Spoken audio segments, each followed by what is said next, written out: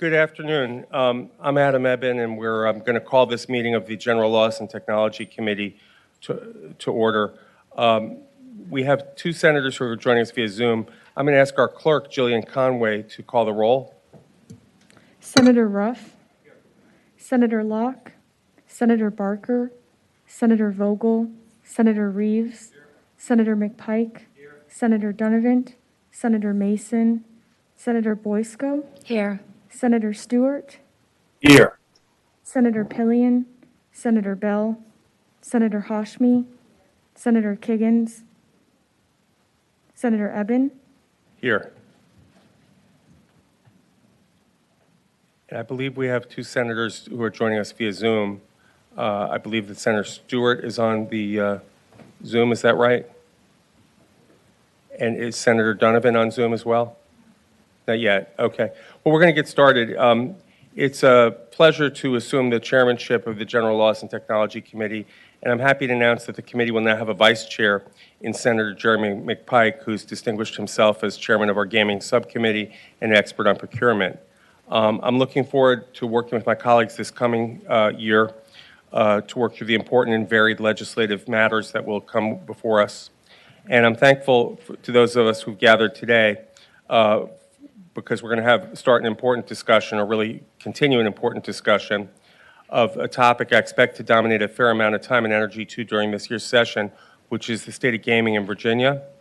And today we're going to be joined by Tracy Smith, the Associate Director of JLARC, to provide the committee with an overview of her two reports her team has produced.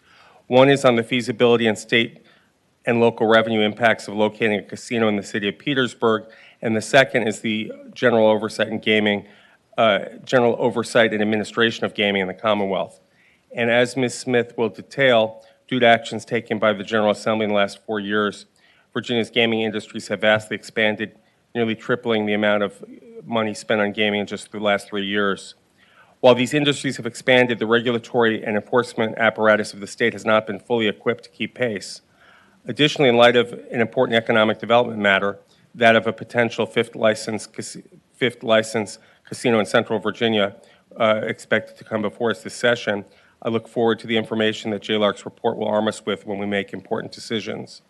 Before I turn it over to Ms. Smith, I'd like to give my colleague, Senator McPike, the chair of the Gaming Subcommittee, a moment to make any remarks that he may have for us. Thank you, Mr. Chairman. I'll be brief because I want to get to the JLARC report and appreciate their time and efforts. And just speaking to that, I know the staff has put together a great presentation and some important recommendations. I know that this committee and others have been working through for several years in terms of recommendations, so look forward to the presentation today. And Mr. Chairman, I hope that the committee also, in light of some recent news, also turns its attention to some of the procurement side on maybe some thoughts coming for the upcoming legislative session on some maybe needed reforms on that front as well in terms of some authorities and making sure that our taxpayer dollars are being spent appropriately, I think with the intent of the Virginia Public Procurement Act, which I know that we all value. So I look forward to the report from the JLARC staff. They've done I think, tremendous job. We received that at the JLARC Commission, I guess, last week or the week before, and look forward to the discussion coming up. Thank you, Senator McPike. Now we can hear from Ms. Smith. Are you ready? Okay. Are we starting with the casino gaming report or the other one? It is certainly your prerogative, Mr. Chairman. We were planning to follow the agenda, which had the broader report first and then the Petersburg report second, but certainly up to you. So let's go with the broader one on the state of gaming and gaming regulation. Okay. Well, I am in just a minute going to turn the podium over to Ellie Rigsby and Stephanie Papps. They are, Ellie Rigsby is one of the analysts who worked on our broader gaming study. Stephanie Papps is one of our project leaders. Stephanie led that broader study, and they're both going to present the findings to the committee. Mr. Chairman, I did want to point out that you had a Senate joint resolution directing JLARC to undertake a study of gaming regulation in 2022, and we did model our study in part on the topics that were highlighted in that study resolution. So I'll turn it over to Stephanie and to Ellie, and after that I'll come back up and I'll present the Petersburg casino analysis for the committee. Thank you. Thank you. Welcome. Thank you. Good afternoon, Mr. Chair, members of the committee. Like Tracy said, my name is Ellie Rigsby, and I'm a legislative analyst at JLARC. I worked on a review of the administration and oversight of gaming in Virginia and I'm going to spend the next few minutes introducing the study and going over recent trends related to gaming. I'll then pass the presentation over to Stephanie, the project leader for the study, who will go through our key findings and recommendations. I'm going to pause for a minute while they pull up the slides.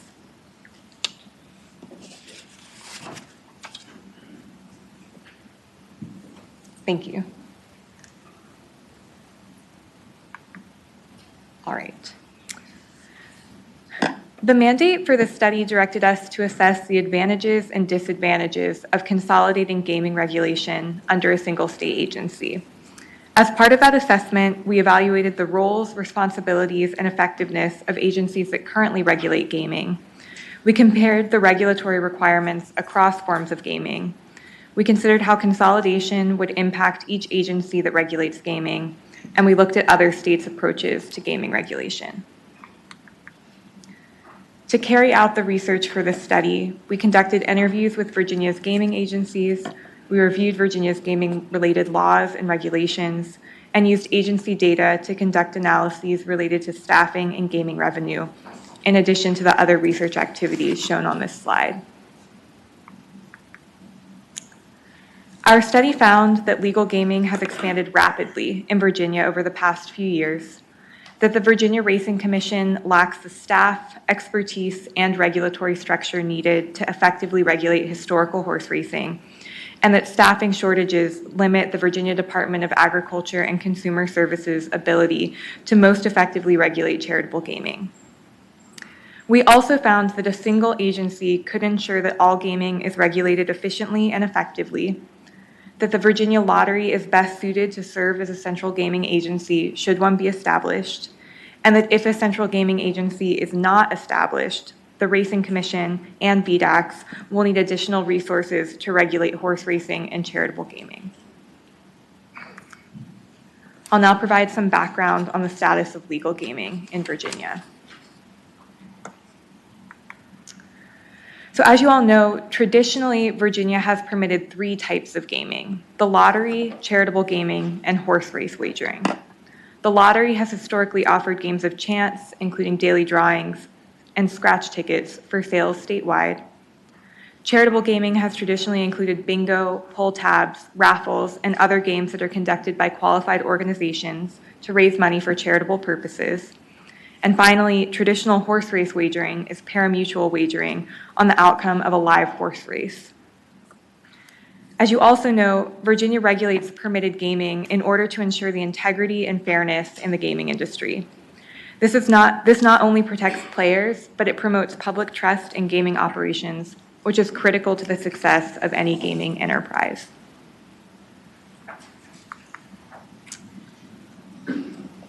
Over the past several years, legal gaming has expanded rapidly in Virginia, both in terms of the forms of gaming that are available and gaming revenue.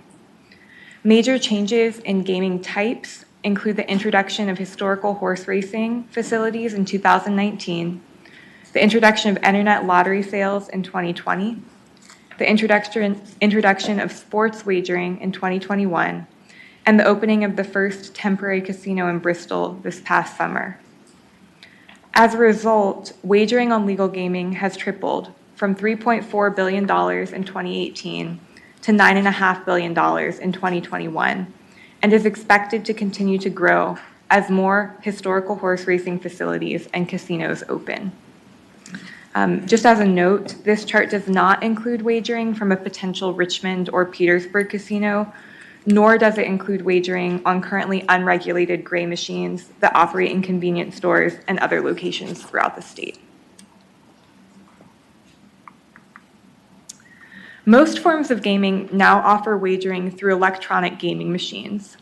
Prior to 2013, no electronic gaming machines operated in Virginia, and prior to 2018, there were only electronic pull tab machines.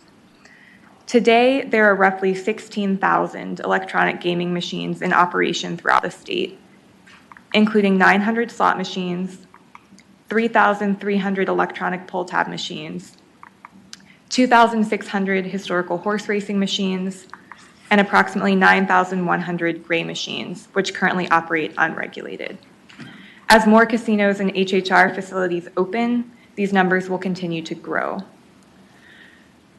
Though each of these types of machines has a different name and relies on different technology, from a consumer perspective, they're all extremely similar. To play each game, the player places a bet, pushes a button or pulls a lever, and waits for the machine to display the outcome of the game. Visually, they all feature large, colorful screens enclosed in a cabinet. As I mentioned, total wagering grew by $6 billion between 2018 and 2021, and growth in wagering on historical horse racing machines accounts for over half of total growth in wagering. As gaming has expanded, it has generated substantial funds for education, charitable organizations, the horse industry, and governments.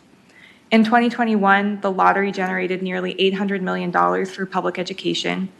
Charitable gaming generated $77 million for charitable organizations.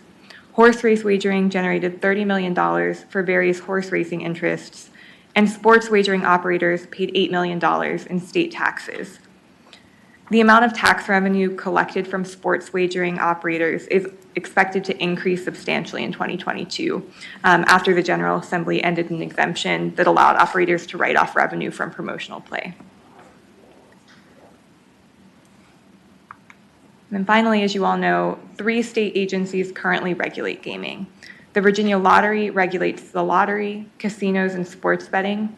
The Office of Charitable and Regulatory Programs at VDAX regulates charitable gaming, and the Virginia Racing Commission regulates horse race wagering. So that concludes my discussion of how gaming has expanded in Virginia recently. I'll pause for questions and then hand the presentation over to Stephanie, who was the project leader for the study. Thank you. I do have a few questions. Yeah. Do we know how much of the increase in gaming spending is from Virginians versus out-of-state visitors? That's a good question, and I don't have the numbers off the top of my head, but it's certainly something we could get back to you on. I will say that the vast majority of it comes from Virginia. Okay. Impression. It would be good to get a side-by-side, particularly with the casinos coming online, of what we know about the casino activity when it starts. And then I'd ask if you have a breakdown of the number of jobs being created by the increase in gaming. In other words, are these new industries really bringing jobs and economic development to Virginia, or is it more just a revenue source? Yeah, that's another thing that we can certainly get back to you on. It's something we talked about in the 2019 report a little bit, but we can make sure we update the numbers. And did you all assess at all problem gaming in historic horse racing gaming and gray gaming? Because I'm curious if there's been any steps taken to address people who have problems with gambling, who use those venues to gamble. Yeah, that's a great question. So one of the ways that we can kind of see how problem gaming is impacting Virginians is through the problem gambling hotline, which people can call in order to access resources in order to help with their problem gaming. And we spoke to staff of the hotline, and they did report that there has been a substantial increase in the number of calls that they are receiving over the past several years, and that many of the people who call report that they are addicted to electronic gaming, including historical horse racing and gray machines. And it's worth noting that, until this summer, pretty much anyone who reported that they were addicted to an electronic gaming machine, it would have been a historical horse racing machine or a gray machine. And then in terms of what's being done, given that gray machines are not regulated, there's no sort of consistency with that. The historical horse racing operators there is a portion of their revenue that goes to the problem gaming fund, and they do display information about the hotline in their facilities. But we found in our report, and it goes into more depth on the fact that we really think that the Virginia Racing Commission could be doing more related to responsible gaming, particularly by participating in some kind of statewide meetings that other gaming agencies participate in to coordinate that response. Now, is your colleague going to address the overall regulation of gaming, whether it should be at the lottery or somewhere else? Yes. Okay, so I'll save my questions related to that, but I will ask you, Yeah, I'll save my questions on that. Colleagues, do you have questions at this point? Okay, so we're ready to continue with the next Thank you. presentation. Thank you. Thank you for your work on this. All right. All right. Good afternoon, Mr. Chairman, members of the committee. My name is Stephanie Paps, and I was the project leader for this study. In the next few sections, I'll walk through some of our findings related to the existing gaming regulatory environment, focusing on horse race wagering and charitable gaming. We don't have a section specifically related to the lottery's casino and sports wagering regulation because those efforts have really just been developing and ramping up in the past year or so. However, as I'll discuss throughout, we did compare the regulatory program that lottery is developing to industry standards, and we generally found that lottery's regulatory efforts were in line with those national industry standards. Turning then to horse race wagering, we focused on how the Virginia Racing Commission was regulating historical horse racing because approximately 95% of wagering that's happening on horse racing is happening on those machines, and they've been operating in Virginia for just over 3 years now. Today, 6 HHR facilities called Rosie's Gaming Emporiums are operating throughout the state with over 2,600 HHR machines. The largest facilities are located in Richmond and Hampton, and then other smaller facilities are located in Vinton, Dumfries, Collinsville, and of course at the Colonial Downs Racetrack in New Kent County. The HHR operator is currently in the process of developing and building 2 additional facilities, one in Emporia and another in Dumfries, that will host over 1,300 machines combined. Once these 2 facilities open, almost 4,000 HHR machines will be operating in Virginia. State law allows up to 5,000 machines to operate in the state. That means that the operator could still develop additional facilities after these 2 new facilities open. This slide really just highlights the features that HHR machines have in common with slot machines. The programming that powers an HHR machine is different from a slot machine. However, according to most individuals we interviewed and our observations when we visited the facilities, almost all players will just play an HHR machine like a slot machine and may not even be aware that the machine is anything but a slot machine. In addition to HHR machines themselves operating similarly to slot machines, HHR facilities share many features with casinos. And these features can increase the risk for fraud, theft, and other crimes, as well as problem gambling.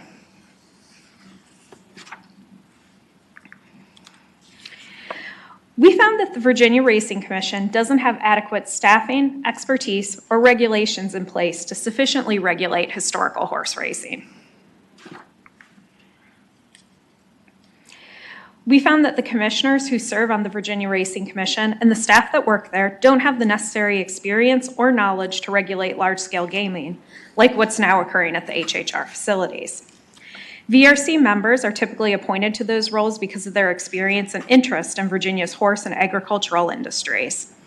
While this type of experience and knowledge is necessary to regulate horse racing, it doesn't lend itself as well to regulating large-scale gaming. Regulatory boards that oversee casinos and other types of commercial gaming in other states and at the Virginia Lottery typically include individuals with experience in accounting, law, business, and law enforcement.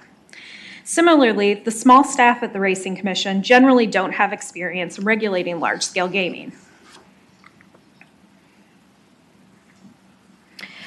The Racing Commission also has a very small staff, and they didn't truly expand the number of staff to take on additional responsibilities for regulating HHR.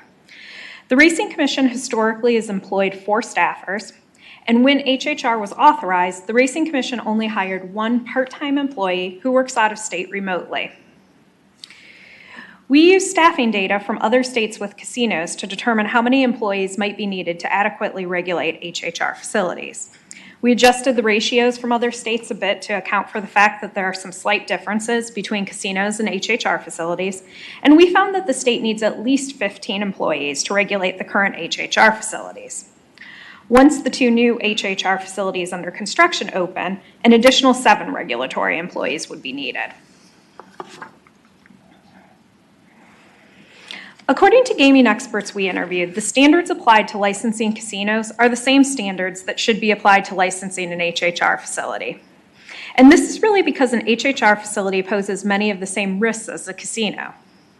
The casino licensure process has several key elements to it. One of those key elements is ensuring that everyone involved in operating a casino or selling to a casino go through a licensure investigation. Another key element involves subjecting individuals who have the most access and control of the casino to more scrutiny in the investigation process. And another key element is that the regulator should independently investigate and verify the information that is submitted by applicants to ensure that it's true, accurate, and complete.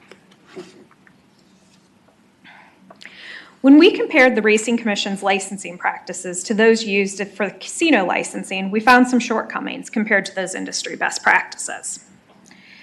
A few of those shortcomings are listed on this slide, but I did want to highlight one of the major shortcomings we found, which is that the Racing Commission doesn't independently verify any personal or financial information submitted in licensure applications. The Racing Commission does conduct criminal background checks on all applicants, but typically casino licensing staff will conduct other investigations to confirm personal and financial information submitted by key personnel. These types of licensing practices are really intended to deter individuals with criminal or even unethical intent from getting involved in a state's gaming industry at all, and they're considered standard in the gaming industry.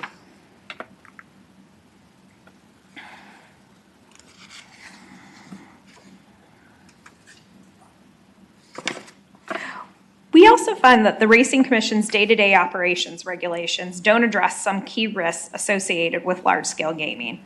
Again, this slide lists a few of those shortcomings, and Chapter 3 of the report provides more detail. One of the major shortcomings that I did want to highlight in this area, though, is that the Racing Commission's regulations don't require submission and approval of internal controls.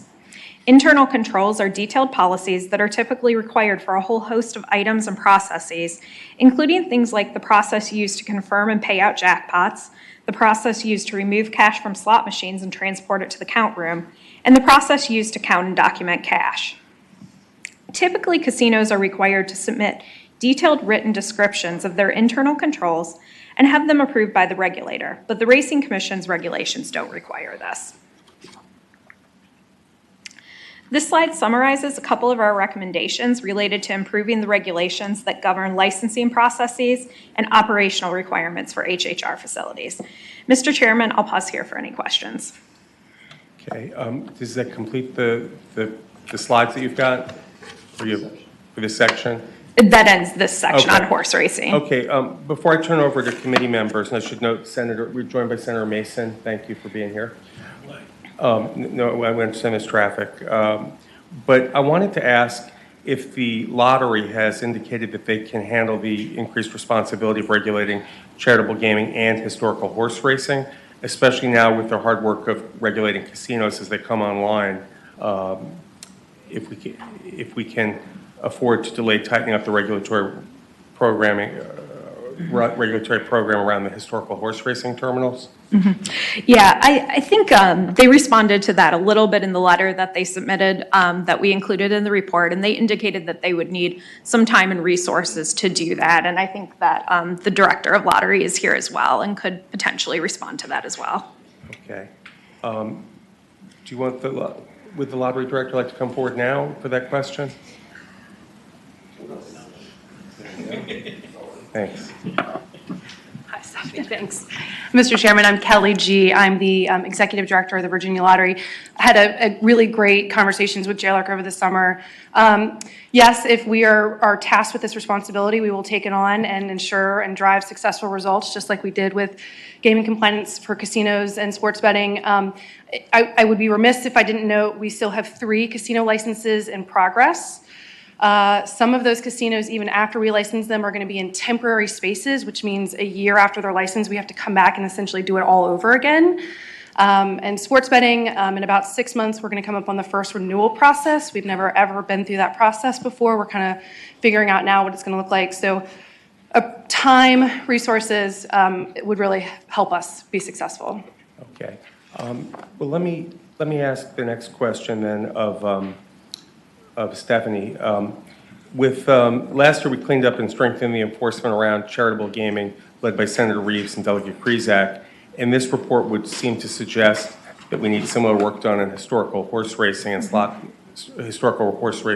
machines as well. Is that a fair characterization? Yes, I believe so. Okay. And then can you remind the committee and anyone who's watching at home on the status of the gray machines? We had a 1 year, I think it was I don't want to call it a grace period, but 1 year that they could go unregulated, and there was also a lawsuit in court. Right. I can get into that a little bit. I have a few slides that address the gray machines. Okay. And a few slides that talk about the charitable gaming findings as well. Okay. And then with respect to your recommendation number 7 in the JLARC report, when it says that the VRC has not actively participated in the statewide gambling prevention and treatment coordination with Department of Behavioral Health Development Services, I'm confused because when we passed the CRESAC bill, and we had a similar legislation from Senator Reeves, gambling bill, it required that 1% of state revenue to DBHDS to address the issue. Do we need stronger or more specific legislation to address that issue? I believe that our finding there was really related to their participation in the stakeholder groups that DBHDS is holding. And according to DBHDS, the Racing Commission has not been participating and not sending any representation to those meetings. So that's... Okay. Thank you for that. Are there members of the panel who have questions at this point? Senator Reeves? Yes, ma'am. I think we're going to get into HHR a little more specifically, but I just want to talk about overall on, I think there's a lot of data in here and details to which I'm very familiar with. What concerns me, quite frankly, is why we're going to give everything to lottery when they have a conflict of interest, when they have to make their own monies as well, and that really concerns me.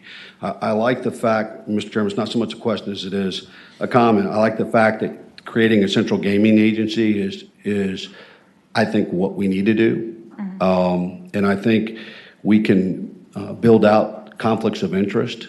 And I think, quite frankly, that keeps everybody clean and keeps people from killing everybody else's ox. In that sense, Mr. Chairman, I think there's some points we can do to pull out of this report to put that commission together in a timely fashion and make everybody pay a little bit to make it stand up, as we've done for enforcement. My question would be, do you specifically address the enforcement that we put in place to the charitable gaming, and what's the concept that JLARC has to continue enforcement across all avenues of gaming? Yeah, when it comes to charitable gaming, and I'll get into a little bit of those findings, our major finding there was that they don't have enough staffing to really enforce the current laws that are in place, and that there's been a lot of new laws put in place that they're in the process of trying to write regulations for and implement right now, and that work has really been ongoing. Does that conclude your question? Okay, if you want to continue, unless there's others. Okay, all right. The next section summarizes our findings related to the regulation of charitable gaming. As you all know, several changes to the laws governing charitable gaming have been made over the past 3 years. A few examples of those changes include authorizing charities to hold Texas Hold'em poker tournaments and providing VDACs with additional authorities to promulgate charitable gaming regulations and to make licensing and enforcement action decisions. VDACs is currently in the process of developing and finalizing regulations and policies to implement all of those changes, but that work was ongoing while we were conducting our research, and it remains ongoing at this point. Charitable gaming allows charitable organizations to offer bingo, pull tabs, and raffles to raise money for the organization or charitable causes. Generally, charitable gaming is less risky than casinos or horse race wagering because it happens on a much smaller scale. However, state regulation is needed to ensure that gaming remains safe, fair to consumers, and free of criminal or unethical activity. Additionally, most charities are run by volunteers that are inexperienced in gaming.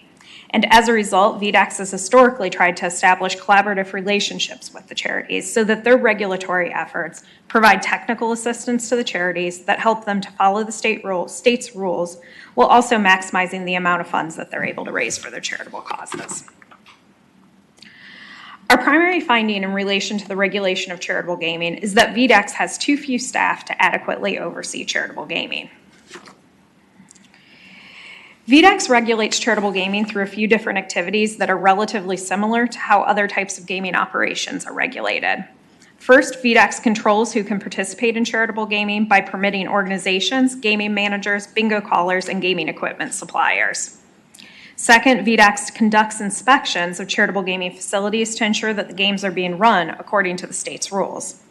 And finally, VDAX periodically audits charitable gaming accounts, which ensures that charities use any gaming revenues for permissible purposes. On average, VDAX aims to inspect charities 3 to 4 times per year, and it aims to audit the charities once every 3 years. However, VDAX hasn't been meeting its own internal goals for inspections or audits, and it hasn't been meeting these goals for several years now. These inspections and audits are important because when VDAX does conduct them, they do find issues. For example, in 2020, VDAX conducted 420 on-site inspections and issued over 100 caution letters and violation notices. The audits similarly find a few $1 million in unreported gaming revenue each year.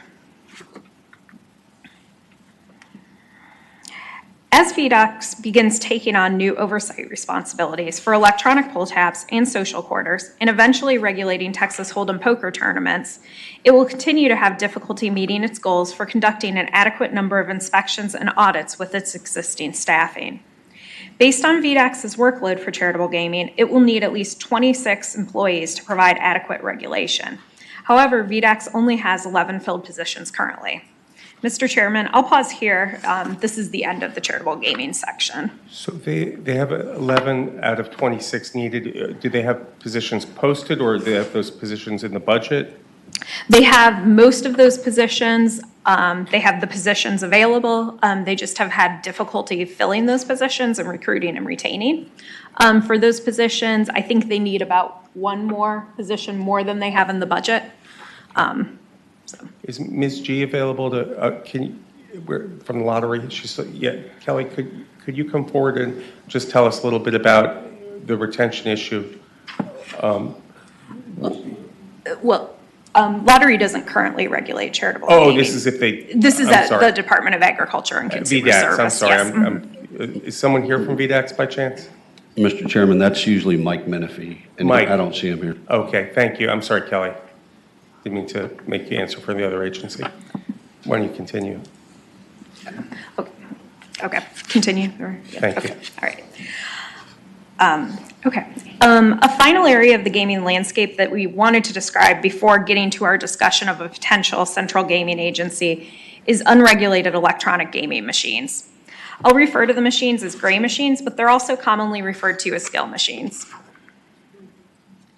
We found that the gray machines produce substantial wagering statewide, which could reduce wagering on other authorized forms of gaming. Additionally, we found that because the machines are not currently regulated, they create risks for Virginians.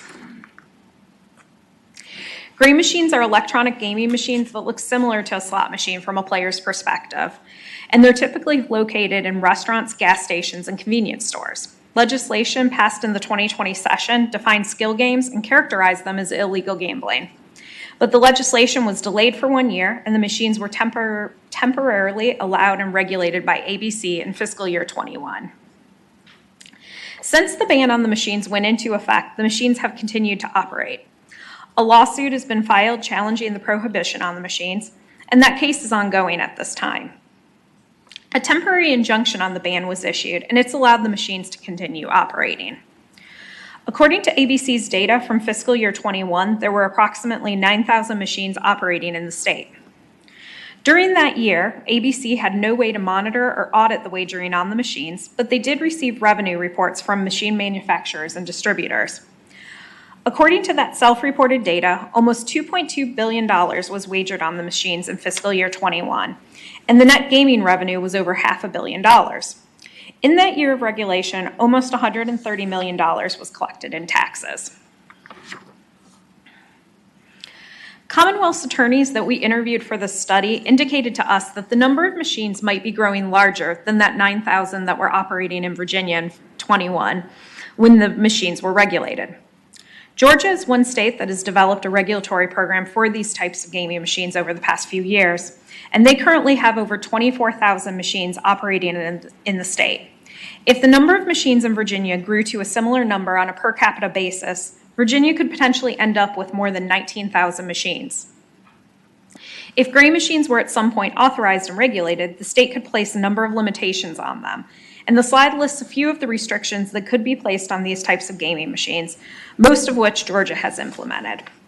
And this concludes the section on the gray machines, and I can take any questions you might have. Thank you. It's informative. Would you comment on what would happen what would the impact be to establish gaming industries if the General Assembly were to ban and enforce a ban on skilled machines or gray games? Do we know what that would do, where that money would go, if it would go into other forms of gaming?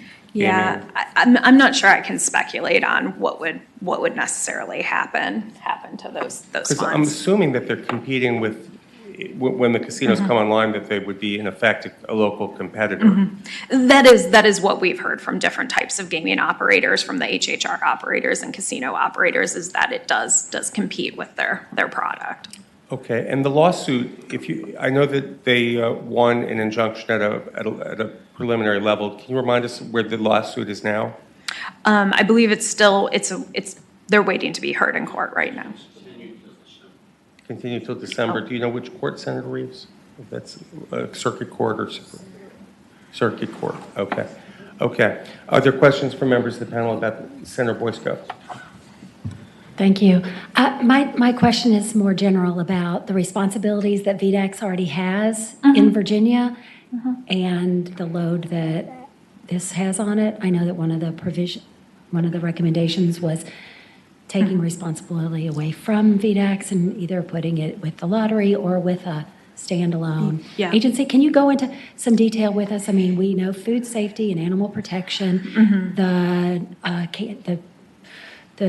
standing up the cannabis industry, and now all the gaming stuff. Can you give me some feedback on the feasibility of one agency handling all of these things? Yeah, so charitable gaming is really, I'll talk about this a little bit in the final section here, but charitable gaming is really, it's not the primary function of VDAX. Their primary function is agriculture and consumer protection services. And so it's really, it's a smaller function for them. But it's an important one that requires staffing, as we've kind of talked about, to really do appropriately, so. Mr. Chairman? Senator Reeves. First, for Senator Boysko, they produced almost $1.3 billion in revenue last year just in charitable gaming, so I just throw that out there.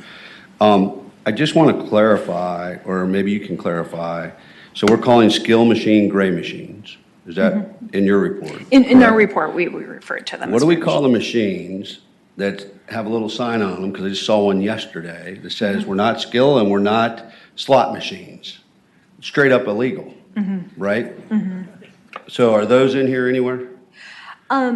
They're not in here anywhere. We didn't hear about those machines as much. We did hear from the Commonwealth's attorneys that they hear about things popping up all the time, and it was one of the reasons that went into our recommendation of having a central gaming agency, is it would provide a sort of central source to keep an eye on that sort of thing and would be familiar with different types of gaming technologies that are out there. Mr. Chairman, follow-up question? Yes, Senator Reeves. Did anyone on your staff consult with the Attorney General's office on the definitions of what we're calling certain machines and the types of machines? And if so, how do we categorize the ones that we've already had skill machines paying taxes and they were regulated and they had a sticker on them, right? That's how you knew if they were legal or not legal. Myself, Delegate Kresick, almost everybody in this dais right here signed on to fix charitable gaming, and we put a bill that said if it doesn't have a sticker, it's getting a $25,000 civil fine and we can seize it. I think as legislators, we want to make sure that we're enforcing and catching the bad ones, right? Do we need to update the law and descriptions of what we're considering totally illegal, that doesn't fit into any of the categories? It's not a slot machine, it's not a VGT, it's not a skill machine. It's some of the other apparatuses that are coming out. I'm just curious, is there somebody that's looked into that and got a definition for us? I think that, well, Teresa, do you want to? Yes. Like maybe I've been sitting too long. I just wanted to say that I agree with you, Senator. I think that probably is worth looking into. I think until you have an agency that really, first of all, until the General Assembly decides whether or not to regulate those machines, and then secondly, assigns that to an agency, and we would recommend a central gaming agency, you really don't have anyone who has the expertise to develop the type of definition, which is probably going to have to be revisited frequently, given the changing way that those machines operate and they come in and out of Virginia. We did not consult with the Attorney General's office. I am confident that ABC, in its role in enforcing and regulating the gray machines during the pandemic, that they worked closely with the Attorney General's office, and I think they could probably provide some insight into a definition. Mr. Chairman. Yes, continue, Senator Reeves. I would just suggest to the committee that somebody, if it's me or Senator McPike or one of us, consult with the Attorney General and let's get some of this language straight. We gave state police the onus and the money to enforce illegal machine enforcement. And if we can't give them the right definition, I don't know that they can catch the ones that are the bad players. So that would be one of the recommendations that I think we need to punt out of this committee. Thank you, Senator. And now I'm going to turn to Senator McPike. Thank you, Mr. Chairman. I guess as one follow-up to Senator Reeves's line of questioning, and Senator Reeves more than willing to work with you on what you propose. I think one of the questions I believe you said during your presentation is, and I think consistent across a couple different presentation sections, was self-reporting. Mm-hmm. And as a means to regulate, there seems to be a consistent theme in terms of the reports, in terms of self-reporting aspects, and specifically with gray machines as well, sort of the self-reporting aspect seems to be one of the consistent issues we need to figure out. And maybe that's also a means to address from an enforcement standpoint and understanding what other means we might have to address a few of the items that we've been challenged and plagued with, frankly, for going on, I don't know, 5 or 6 years, Mr. Chairman. I think I remember Senator Cosgrove being the first one, I think in the 2017, maybe 16, 17, coming to this committee and saying, hey, there's something that's growing. And by the way, the machines have now exploded back again within my 7-Elevens to every convenience store there is within my district, with no sticker, no taxation, no nothing at this point, and no support for problem gaming, I think, which is a larger underlying issue. So isn't that true that you had, to phrase it in the question, that you'd said earlier that, in fact, self-reporting was an issue that JLARC had identified? Yeah, so we identified that specifically with the skill machines during that 1-year period where ABC was regulating them. They really had no way to verify what the wagering on those machines was, what the net gaming revenue was. And so they had self-reported data from the manufacturers, and that's really all they had to sort of verify whether that 2.2 billion is the correct amount of wagering. Yeah. Okay, why don't you continue with the next section? Okay, all Thank right. you. Okay, the final section provides some considerations for creating a central gaming agency. Going back to where we started this presentation, gaming has expanded rapidly in the past 3 years, with the types and amounts of wagering almost tripling before a casino ever opened. Creating a central gaming agency that regulates all or most forms of gaming could help to ensure a consistent and risk-based approach to gaming regulation and potentially have other benefits. In most states, gaming regulation is developed on an ad hoc basis, with new gaming regulatory programs being developed as different types of gaming has been permitted. Some states, especially states that have authorized casinos, have consolidated regulation for at least some types of gaming into specialized gaming agencies. Some examples of that include New York State, which has established an umbrella agency for regulating all authorized gaming, and Michigan and Indiana that have consolidated regulation for most forms of gaming into specialized gaming agencies. Creating a central gaming agency could have some advantages. First, a single gaming agency could focus on gaming regulation, and staff knowledge and experience would be concentrated in one place. Second, there may be some opportunities for consolidating IT components, specifically a single system for licensing across all forms of gaming. Third, a central gaming agency could ensure that a consistent approach is being taken to responsible gaming efforts. And finally, creating a central gaming agency creates a logical home for regulating any forms of gaming that might be authorized in the future.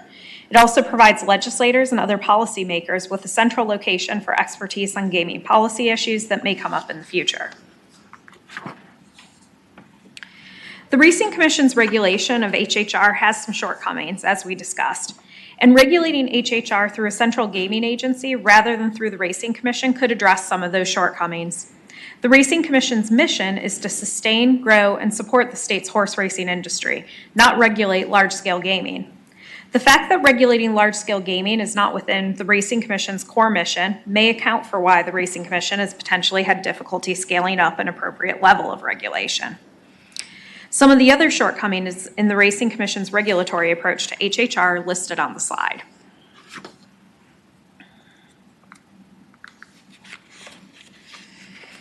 While the Racing Commission has a number of challenges related to regulating HHR, we think that just increasing staffing at the Racing Commission could create other problems.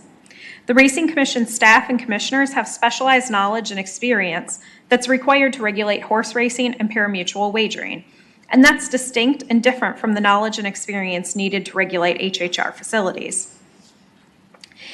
If the Virginia Racing Commission were to adequately regulate HHR, they would need to quadruple the number of VRC staff, and at that point, almost 80% of the agency's staff would be dedicated to HHR regulation. That would mean that the agency's focus and culture would need to shift away from horse racing and to HHR regulation. We found that to ensure that HHR is regulated adequately and that horse racing continues to be regulated adequately, HHR regulation should be moved to a central gaming agency that really focuses on regulating commercial gaming. If HHR were shifted to a central gaming agency, some safeguards would be needed to ensure that HHR continues to benefit the horse industry, which is the reason it was authorized. Already, state law and regulations require that one live race day be held for every 100 HHR machines operating in the state. Because hosting race days is a requirement for operating HHR machines, the HHR operator maintains a revenue sharing agreement with the state horse industry groups. This agreement ensures that the horse industry receives a portion of the HHR proceeds, and in exchange, the horse industry groups participate in live race days. In addition, the Appropriation Act currently requires that a portion of the HHR revenues are distributed to certain horse industry groups. This is in addition to what's required by the revenue sharing agreement. These protections to the horse industry could remain in place even if the regulator for HHR were to change. And additional new protections could be added to ensure that HHRs continue to benefit and support Virginia's horse and agricultural industry, especially if the Racing Commission doesn't continue as the regulator. Specifically, the HHR operator's license should be contingent on receiving a live racing license from the Racing Commission. Mr. Chairman. Yes, Senator Reeves. So we originally gave Rosie's 2,000 machines, and the agreement, if I remember right, was 1 for 100. That's just for the first 2,000. Now you were talking earlier about going to 4,000 machines with them. Mm-hmm. What's in place to require the amount of racing days for them? So you're talking about if we go to 4,000, that's 40 racing days, but they're not even hitting those racing days right now because it's not mandated in law, right? So for the first 2,000 machines, that's required by regulations that they hold one live race day per 100 machines. And then for the second 3,000 machines, I'm getting that right, for the second group of machines, that's required in law that they hold one live race day per 100 machines. Can somebody from staff make sure I have that code section requiring that, please? Thank you. Why don't you continue? Okay. Turning then to charitable gaming, regulating charitable gaming through a central gaming agency could also address some issues. Similar to the Racing Commission, regulating gaming isn't a primary function for VDACs. VDACs has historically had difficulty recruiting for charitable gaming positions, and as we discussed earlier, they don't have enough staff to adequately regulate charitable gaming. In addition, VDAC's authority for regulating charitable gaming is expanding, and with VDAC's existing staffing issues, the expansion of authority could worsen these problems. A new agency could be created and designated as the Central Gaming Agency, but doing that could have some drawbacks.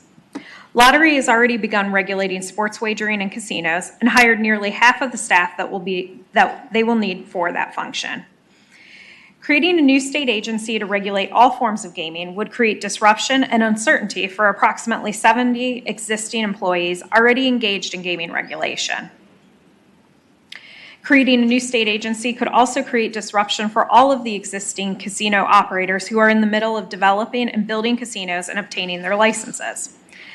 Additionally, creating a new state agency would also require establishing a new leadership structure for the agency, whereas lottery already has an existing leadership team that could manage the regulation of additional forms of gaming. Virginia Lottery appears best positioned to be expanded and to serve as a central If I can interrupt, I've got a question about that. Couldn't we just transfer the 70 employees the lottery has hired to regulate gaming to the new agency? Is there anything preventing that? I don't think. Because No.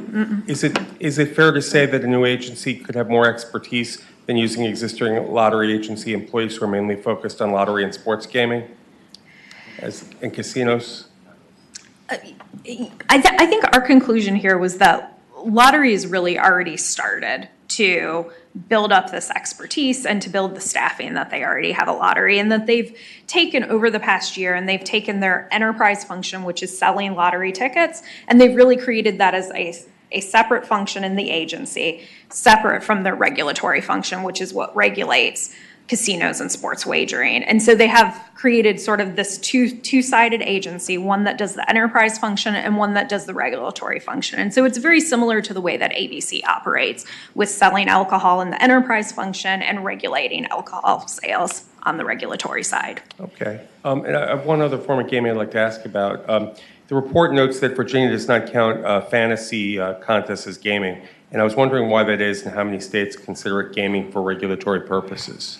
I would have to get back to you with how many states may consider it gambling for regulatory purposes. I'm sure we have that back at the office. Okay, and you had shown us earlier, I think, that the New York model was a new agency, whereas other states use the lottery. Well, actually, the New York model is they just rolled all of their gaming functions into one single agency. So their lottery exists within that umbrella agency as well. I see. Okay, thank you.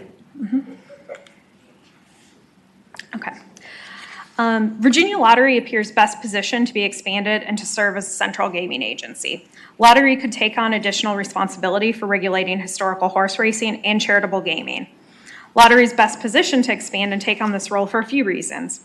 Gaming has historically been the focus of the agency. Lottery recently implemented a regulatory framework for casinos and sports wagering that appears to meet industry standards. Lottery was able to quickly and effectively take on this new role while maintaining its historical role for operating the state's lottery. And Lottery has a licensing system that would be capable of being modified to handle other forms of gaming. This slide summarizes our recommendations related to a central gaming agency. First, the Virginia Racing Commission should remain the regulatory authority for live horse racing and traditional parimutuel wagering. Then, we recommend that Lottery be designated as central gaming agency and that responsibility for regulating historical horse racing and charitable gaming be transferred to it. If responsibility for HHR and charitable gaming are moved to Lottery, the interests of the two industries should be represented on the Lottery Board by including a member of the Racing Commission and the Charitable Gaming Board on the Lottery Board. This slide summarizes the recommendation that a member of the VRC and a member of the Charitable Gaming Board serve on the Lottery Board. And this slide summarizes the recommendation that the Charitable Gaming Board become an advisory board to Lottery rather than VDACs, and that the HHR operator license be contingent on the issuance of a live racing license from the Virginia Racing Commission. Finally, these next couple of slides discuss the cost of moving HHR and charitable gaming regulation to Lottery. The resolution directing our study noted that there may be cost savings in consolidating gaming regulation in a single agency. And we did examine whether there would be any cost savings. However, because the Racing Commission and VDACs are both understaffed to adequately regulate what they're currently responsible for, and additional staff would be needed, we didn't find that there would be any cost savings from consolidating. The Racing Commission's costs are currently paid for through state taxes collected on HHR wagering. In 2022, VRC collected over $30 million in tax revenue, and used approximately $1.5 million to pay for its expenses. The rest of those funds reverted to the state general fund. More robust regulation of HHR would cost more, approximately $2.2 million, but that cost could be paid for from HHR state tax revenue, and this would still result in over $25 million reverting back to the general fund from HHR revenues. On the charitable gaming side, increasing staffing for charitable gaming regulation would also cost more. Currently, charities pay fees that are intended to cover that cost. In 2022, the audit and administration fee was lowered from 1.375% to 0.75%.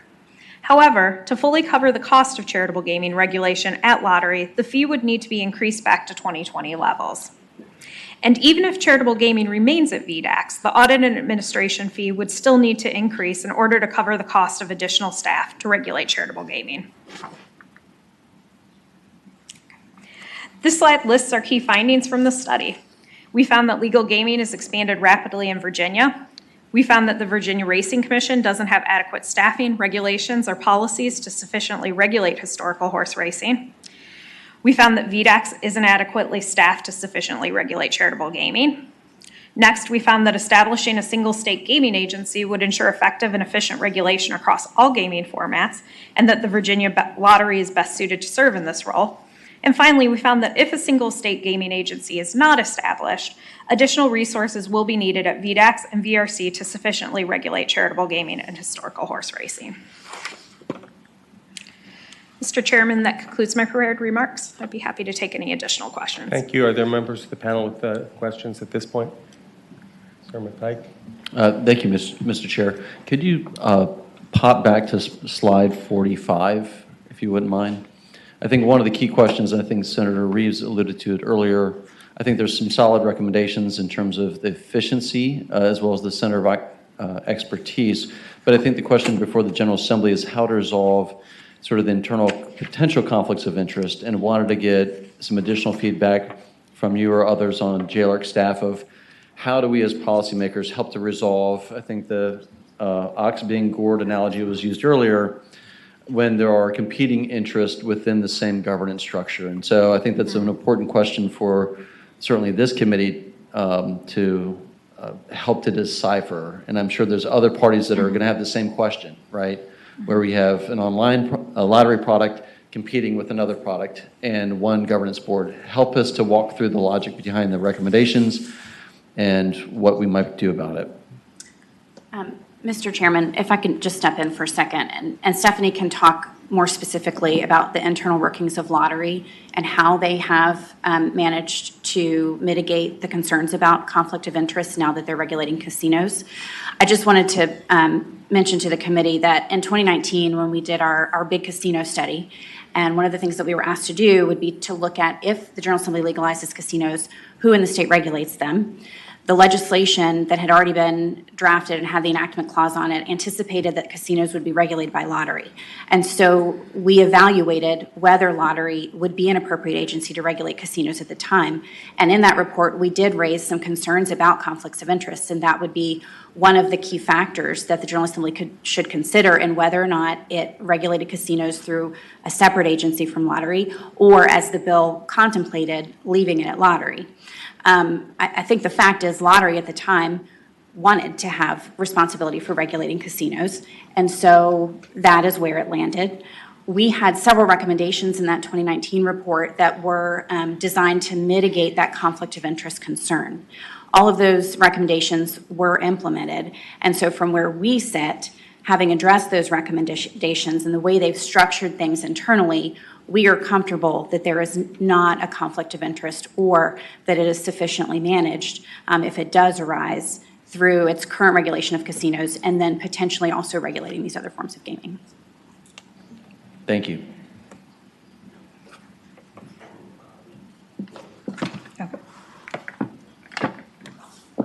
Are there any other questions from members of the committee about this portion of the report? Mr. Chairman, I just can't get out of my head about the racing days, and I know there's somebody in here that can explain it to me like I'm a child. Can I ask Mr. Berman to come up and explain the racing days formulas to me?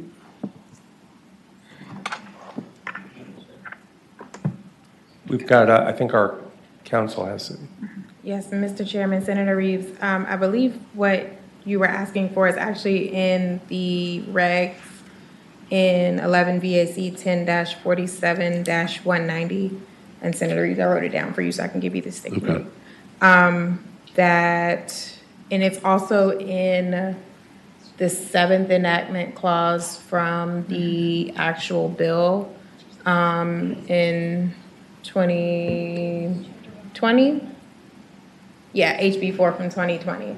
And that's where it talks about for every 100 additional terminals authorized, the total number of live horse racing days shall be increased by 1 day. So that's the 100 over the initial amount. Over the 2,000? Okay.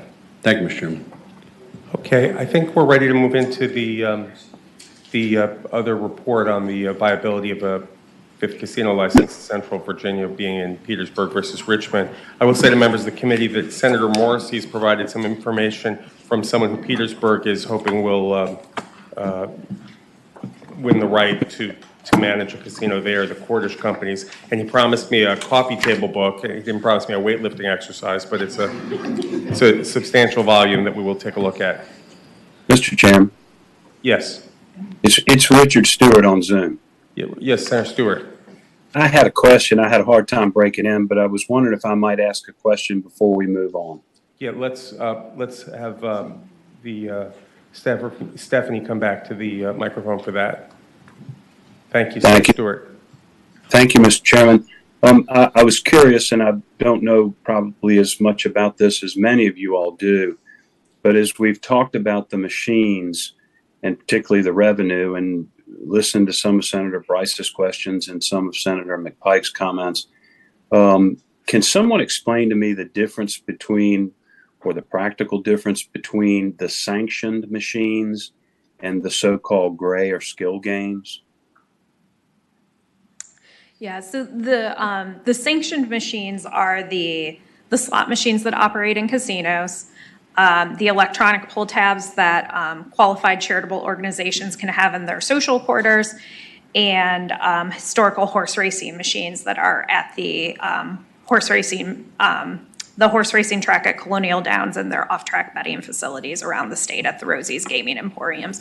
So those are the three sorts of machines that are specifically permitted under state law.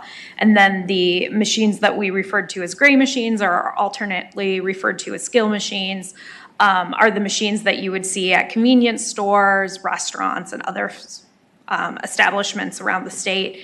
And 2020 legislation defined those machines as illegal gambling, but there's been an injunction that is allowing those machines to continue operating while a lawsuit is ongoing. Stephanie, can you tell us, just to follow up on Senator Stewart's question, from a practical matter, the machine that I would find at a Rosie's or maybe in a casino, how that differs from the so-called skill or gray machines in terms of the practical experience for the consumer? Mm-hmm. Yeah, in terms of the practical experience from the consumer, Ellie talked a little bit about this, and for the most part, it's going to look very similar to a consumer where they're going to place a bet, potentially push a button. There may be some other features to it. It'll have a colorful machine, a colorful screen that you would see, but for the most part, it will look relatively similar to a consumer. Senator Stewart, did you have other questions? Thank you, Mr. Chairman. You helped flesh out the question. I heard someone say early on, one of the speakers, that anyone who played these machines would essentially get the same experience. It would appear as if it was a slot machine, I think is essentially what I heard. And so I guess my question next is, why do we distinguish between them if they're all practically the same experience? Mr. Chairman. I think Senator Reeves wants to address that. Senator Reeves? Senator Stewart, the big difference is you have games that are purely chance, and in a skill game, you can win 100% of what you put back into the machine. You just have to be patient enough, and you can eventually get it all back if it's called follow something. I don't know what it is. I know way more than I should know about all these dumb machines, but that is the big difference between them is chance or the ability to win back 100% of what you put in, depending on how long you're willing to play the machine. That's the difference in skill. So then, Mr. Chairman, Yes, Senator, continue. just to make understand, we sanction the chance, but we don't sanction the skill. Is that essentially the practical difference? I think and I'm going to ask Tracy to comment on this, or Stephanie, I'm sorry. But I think part of the difference is the location, that we sanction them to be in emporiums that people have walked in, or casinos that they've walked in of their own volition, as opposed to a 7-Eleven or convenience store or even a restaurant or that serves alcohol. Right. And that they're more, you could not be expecting to encounter one and run across one when you go to the convenience store or the gas station or wherever it is. Yes, Mr. Chairman, yes, that's correct. It's primarily about the location, and then with the machines that are sanctioned, for the most part, there's limitations on those in terms of where they can be. So slot machines can only be in a casino, and we only allow so many casinos statewide. The electronic pull tabs, you can only have so many of those machines per social quarters.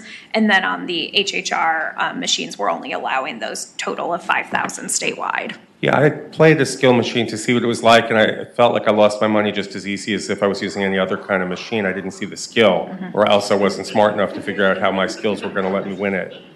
But, Sarah McPike. Thank you, Mr. Chairman. So I guess to add on one thing, Mr. Chairman, I think your last comment is probably spot on, but I guess to add to maybe Senator Reeves's definition, what I've seen is also, which is pretty important comparative to the other machines that have been described today, which is that typically machines have a certain payout. And also they have consumer protections and built-in regulatory framework with it that the skill and or gray machines do not have right now. And so I think that's been a fairly large part of our committee discussion. Also is on the consumer protection side, is someone on the back end using computer systems, et cetera, to sort of change odds and the rest of it. And not only that, I think, Mr. Chairman, just to add to it, I think I had the same difficulty as you in terms of finding a skill button or ways to work through a connect the dot or some other sort of weird game that is almost impossible to find on many of those screens. And so I'll just leave it at that. Thank you, Senator Pike. I think we're running a little bit long. I think we want to move into the Petersburg casino viability of a fifth location in Central Virginia. So we're ready to start that.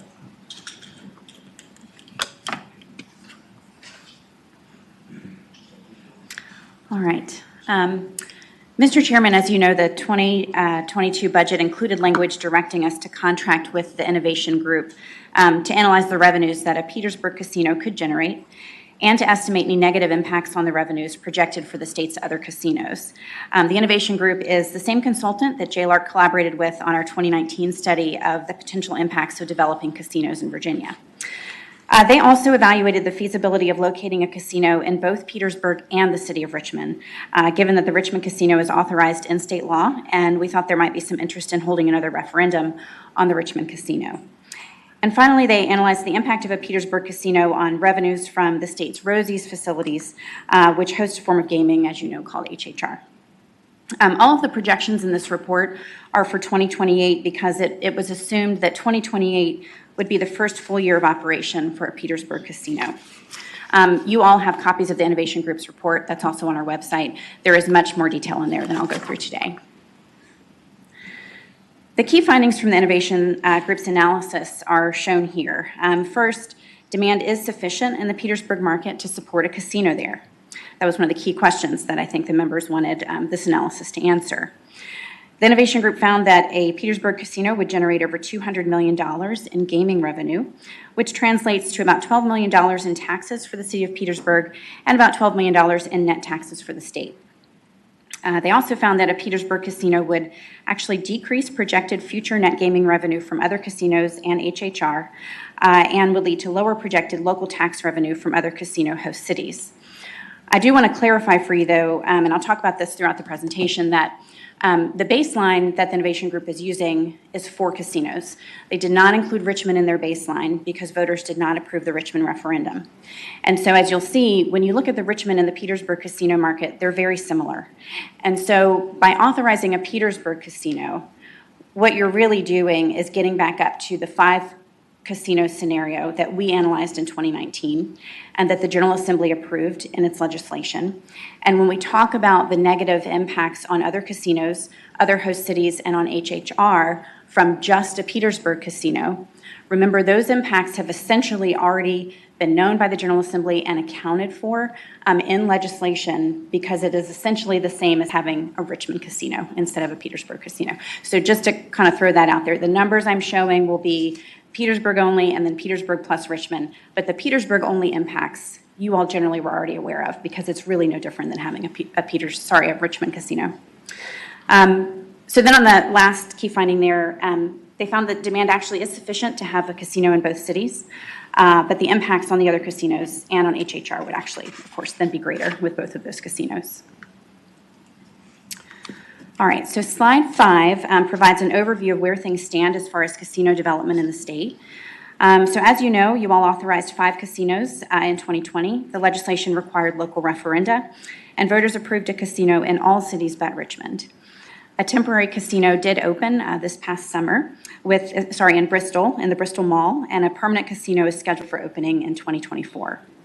Portsmouth is scheduled to open its casino next year, and both Norfolk and Danville will open in 2024.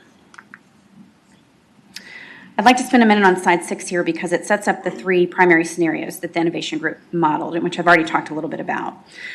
They first set up a benchmark scenario for just the 4 authorized casinos and 7 Rosie's facilities. They updated the projections from our 2019 study so that they could compare the revenues generated by a Petersburg casino to the revenues projected for the other casinos, and to allow them to calculate the impact of a Petersburg scenario on the other facilities. This is a scenario in which there are 4 casinos in Virginia because Richmond voters did not authorize their casino. Then they modeled a scenario that adds 1 casino in the city of Petersburg, so that would be 5. And then the third scenario is one in which a casino is opened in both Petersburg and Richmond, so that would take the state to 6 casinos. The Innovation Group relied on what's called a gravity model to estimate how much wagering would occur at the different facilities. The gravity model estimates the frequency of visits to the casino and the amount spent per visit by gambling age adults within a 2-hour drive time of the casino.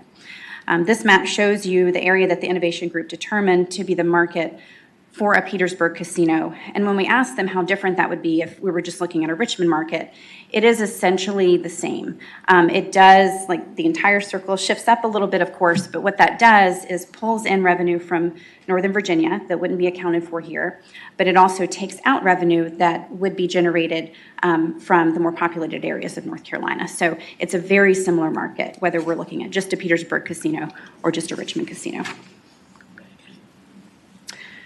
In the next few slides, I'll summarize the impact of a Petersburg casino on state and local taxes.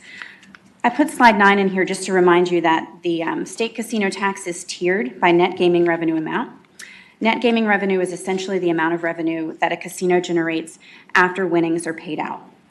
The 2020 legislation established this tiered tax rate so that an 18% tax is paid on the first $200 million in net gaming revenue, and it maxes out at a 30% tax on any net gaming revenue exceeding $400 million. The Innovation Group's baseline projection shows that none of the 4 casinos are projected to reach the $400 million threshold, even though by 2028 they will have been operating for several years. The Danville Casino is expected to generate the most net gaming revenue due to its ability to draw from North Carolina's population centers. And again, this is just the baseline for the 4. So the Innovation Group's first key finding is that a Petersburg casino would be profitable and that it would increase total statewide net gaming revenue by 18% in 2028. The capital investment assumed for a casino in Petersburg is $300 million. What Innovation Group has projected here in terms of number of slot machines, table games, et cetera, is probably most comparable to the casino that's being designed for Portsmouth.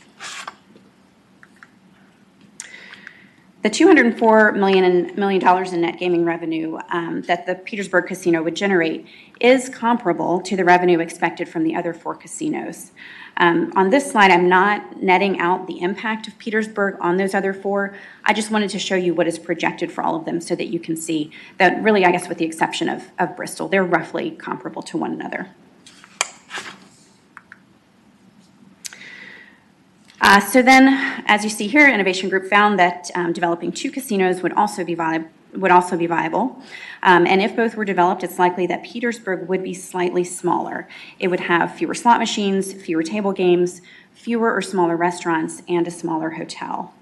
And just to go back to this map for 1 second, I did want to make sure you saw where the Innovation Group modeled the location of the casinos. That is important. The Richmond location is the one that voters voted on. The Petersburg location, I don't know the exact location, but I think it is kind of on the south side of the city. But what that means is that they are very close to each other. But even despite that short distance between the two, both would be viable. Now I have to scroll all the way back to where I was. All right, so this slide here shows you the net impact of both scenarios on net statewide gaming revenue. So this is the baseline, $828 million projected for the 4 casinos that have been approved in 2028. And then when you add Petersburg, you increase to $977 million in net gaming revenue. And this is a good place to illustrate how adding a Petersburg casino is very similar to what we estimated would be the impact if there were casinos in the 4 localities plus Richmond in 2019. So in 2019, we estimated that net gaming revenue statewide from all 5 of those casinos would be about $969 million. And so this is slightly less, but it's roughly similar. So this is an indication to us, too, that by adding a Petersburg casino, it's very similar to just adding a Richmond casino. When you add both, you can see that the net gaming revenue from the other casinos does decrease, but overall you have a statewide net increase in gaming revenue by adding both a Petersburg and a Richmond casino. So the Innovation Group applied the state's tiered tax rate to the net gaming revenue, and this is where you'll see the impact on the state casino tax revenue. So this is for the 4, $103 million. Once you add Petersburg, it increases by about 12%. And then when you add both, of course, you get a further increase. One thing to show you here at the bottom of the slide is that a portion of the state taxes that are generated by HHR wagering at Rosie's would be affected. And so we've decrease the total amount there. You can see that in the -4 and -9 million dollars. But again, part of that impact was already recognized by the General Assembly when it authorized a Richmond casino a few years ago. Regarding local taxes, a Petersburg casino would generate about $12 million in local taxes for the city in 2028. If a Richmond casino were opened as well, the tax revenue that Petersburg would earn from its casino would, of course, still be positive, but it would be lower.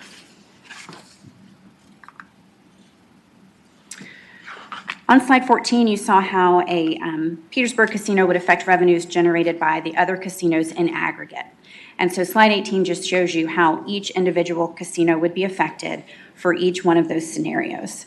So adding a 6th casino, so Petersburg plus Richmond, which is really the new scenario we're talking about, and that's on the far right with the dark bars, that would have the greatest impact actually on Portsmouth, reducing its net gaming revenues by about $31 million. Adding a Petersburg casino without a Richmond casino also impacts Portsmouth and the other casinos, but really not much differently than if voters had approved a Richmond casino. So these effects on the individual casinos would, of course, lower projected local tax revenue for those cities. And you can see the dollar change there in the last 2 rows. It ranges from about $1 million to $2 million per host city. Now, as far as how a 6th casino would affect the Rosie's HHR facilities, the Innovation Group calculated that HHR's net gaming revenue would decrease, so that's a baseline, that's Petersburg, and then that's the 2 together, would decrease by $105 million in aggregate over the current baseline. This slide shows you, really it's the impact on the largest Rosie's facilities. It's really the New Kent facility and the Richmond facility that would be most greatly impacted. And so then have our key findings. We've already gone through that, but I did want to show you that in the slide, I've included some actual raw data that the Innovation Group produced for us, so that if you're interested in looking, I'm not combing through their entire report for some of the key numbers and the key tables. We've got a few tables there, one on state tax revenue, HHR revenue, and then the total net gaming revenue, if that would be helpful. Great. Thank you for this report. I have some questions for you. I know members of the committee will as well. I'm wondering if we had the two casino scenario with them 25 miles apart roughly, if they didn't cannibalize each other, would they casinos both be downsized to being two more regional casinos? That's a great question. They would be smaller. Both Richmond and Petersburg would be smaller casinos than they would be if they were on their own. One of the things that we were interested in, and this is in the Innovation Group's report, is basically, would they earn positive net revenue? So would it be worth it for a developer to consider either a Richmond or a Petersburg casino if the other one existed? And what they found is that in a scenario where you have both, yes, it's still worthwhile for a developer to consider, but it's really on the margins of what would be considered attractive. I see. Okay. And then in reviewing the findings of the study, especially when you look at the modeling from the 2019 study, was used as a framework for this one. I'm wondering if any of the assumptions here used might be either out of date or incomplete, particularly the cost of financing and the ability to obtain financing. We know the Fed raised rates again today for the fourth time this year, with another hike likely next month. So it's a different financial environment. Is that at all accounted for here? That's a great question. It's one that we asked them too when they were doing their analysis. Yes, so they did use their 2019 work as a baseline, but in terms of accounting for inflation, for example, interest rates, that was accounted for in their analysis up to 2022 numbers. But of course, as things change in the future, they have not projected out how the economic environment, to what extent it changes, how that would impact these scenarios. Okay. Are there members of the committee that have other questions at this point? Senator Boysko? Thank you, Mr. Chair. So to follow on to that, just the feasibility and the availability of infrastructure, of supplies. We know that we've had a problem with that. Did you all take that into account too, or did the group take that into account about the rising cost of things, inflation, the Fed rate, et cetera? My understanding, Senator, is that they did. I don't know to what extent. I mean, we can certainly follow up with you on this. They accounted for the recent increases in the Fed rate. I don't know to what extent they accounted for supply chain challenges, but they really are excellent at what they do. And so I imagine they did, and I can call them this afternoon and get an answer back to you. I think the bottom line is they used the most up-to-date information that they had to make as accurate projections as they could in 2022. But I think next year, if we were to do this all over again, it would be different. Just as you see, the numbers on the baseline here for the four casinos are different slightly than what we projected in 2019. Okay. Senator Boysko, Senator Hashmi. Thank you, Mr. Chair.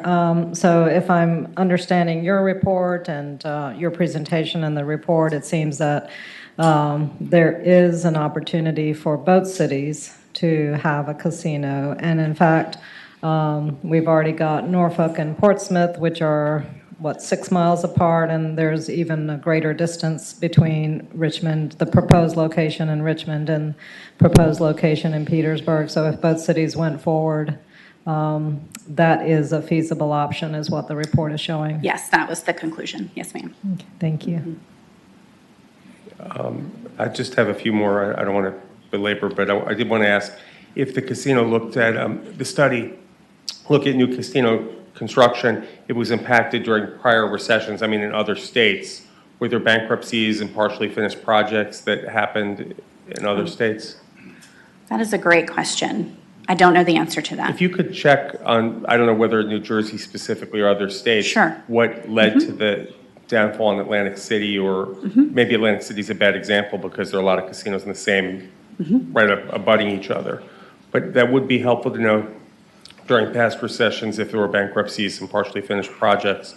And as a follow-up to that, I'd like to ask if the study has any explanation on why 3 of the 4 casinos have not yet begun construction of the permanent facilities. Is this what we anticipated for a timeline, or is it a little slower going to start?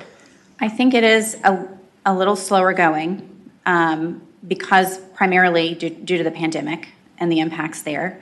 I think that the allowing for temporary casinos was permitted in the legislation, and so I think that was contemplated. But things have been slightly slower, and I think that would be attributed to the pandemic impacts. Senator McPike.